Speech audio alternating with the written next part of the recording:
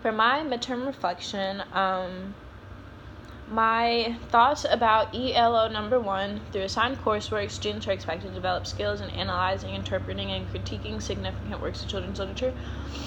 I think that throughout the first half of the semester, I learned a lot about analyzing children's lit. I stopped taking things at face value, and I started looking deeper beyond the, the message that we just by reading the cover or reading the book one time through.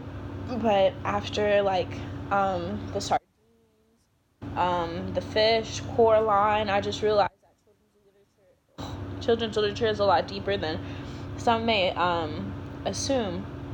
It has a lot to do with how children develop, race, culture, cultural barriers, problems in the world that some adults may or may not want to talk to about their children yet, as far as children, people, the being gay or the LGBT community, just touchy topics. And I just feel like the way in which one might analyze children's lit from this course would have definitely improved a lot because of the assigned coursework over different topics of what is or is good for a child, at what age should the child be able to just pick up any book by themselves without parental controls, what topics are in the book, and that not every book is for every child. There's different there's a lot of diversity barriers still within children's lit, so sometimes it can be hard for parents and teachers to really understand and to know what books to give to a specific child based upon their cultural background. And sometimes before the book's given, they might not know the child's background, and I might be insensitive to him or her family. But it's important to kind of proofread some of these books before handing them to children and passing them on bad habits. Sometimes the books can send a message that you may not want to send your child that early. That's why it should be proofread, and make sure that all the messages in there are something that you would want to pass on to your child for sure before giving it to them. ELO number 2: through reading, discussing, and writing about literature, students will appraise and evaluate the personal and social values of their own and other cultures. I feel like, as far as I'm concerned, the topic that really affected me in my life growing up was the diversity portion. As you can see, I'm a Black African American girl.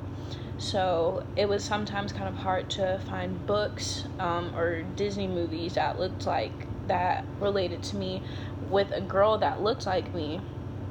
And when I did find those books, they meant a lot to me, and I really embraced them a little bit more than the other ones that I couldn't relate to easily.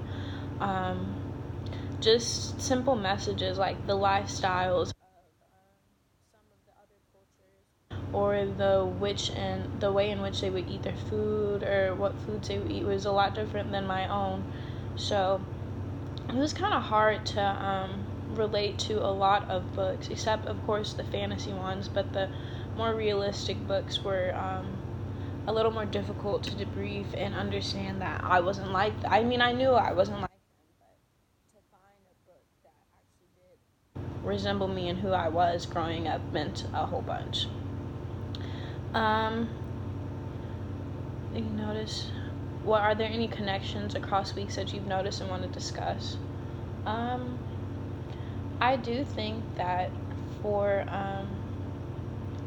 across the weeks, there's been a lot of topics on good and bad, what is good and bad and what isn't, as far as what message is good to send or what isn't.